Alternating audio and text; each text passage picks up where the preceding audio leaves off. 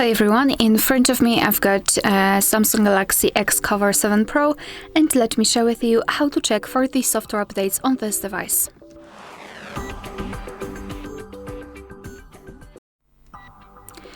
So let's begin with opening the settings.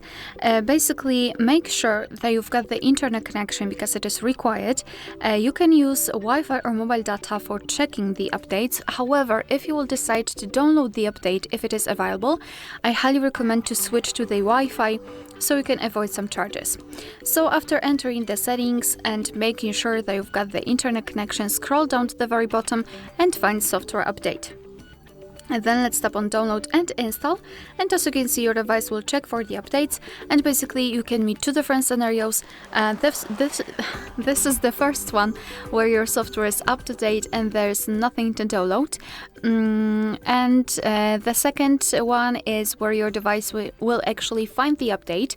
It will show you the information about it, what has been fixed, what has been added, and then you will be able to tap on download or install something somewhere here and then apply the update.